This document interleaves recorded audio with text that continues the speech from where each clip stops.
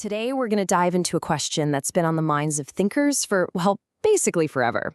We're looking at a super fascinating philosophical paper that gives us a new way to think about belief itself. And here it is, the big paradox at the center of it all. So many people have a belief in God, right? But a huge part of that belief is that God is, by definition, beyond what our human brains can fully get a handle on. So how can you rationally believe in something that you admit you can't fully comprehend? It feels like a total contradiction, doesn't it? Well, that is the exact problem that this 2016 paper by Tennyson Samraj takes on. It's called What the Believer Should Know About Beliefs Associated with God. And honestly, it offers a really elegant, really clever way to untangle this whole philosophical knot. So first step, let's really frame the problem. Let's look at why this kind of belief can feel so contradictory in the first place. Is it just fundamentally irrational to believe in something that's inexplicable? Okay, so the core tension is right here. On one side, you've got our rational minds. They want reasons, they want definitions, they want clear explanations for everything.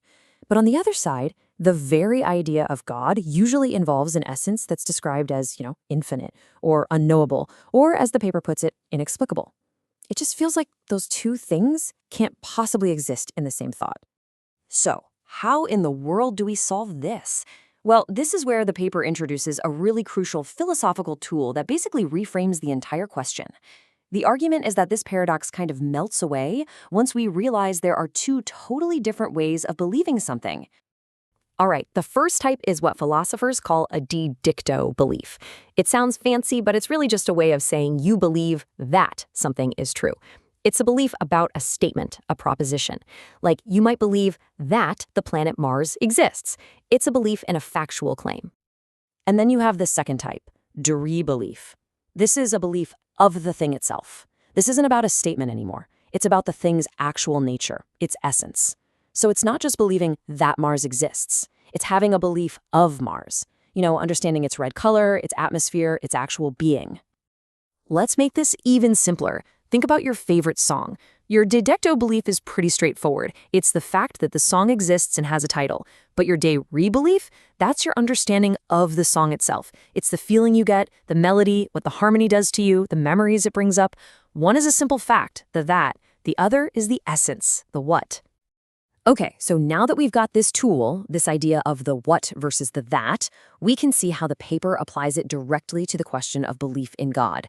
And this right here is the heart of the whole argument. And here it is, the paper's brilliant solution.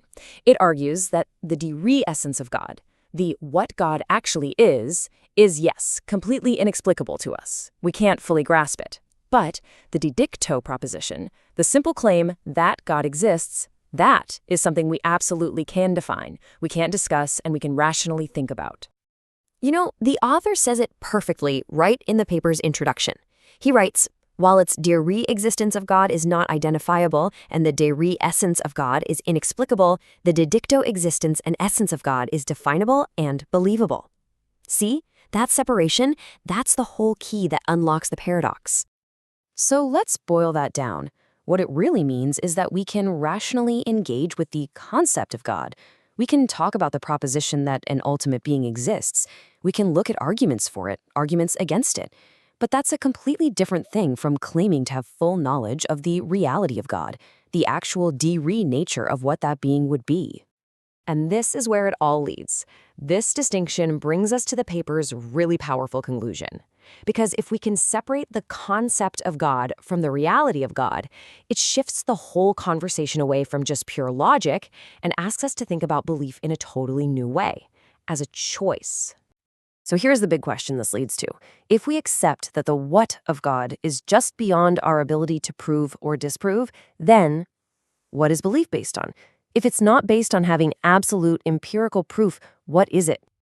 So the final argument kind of unfolds like this.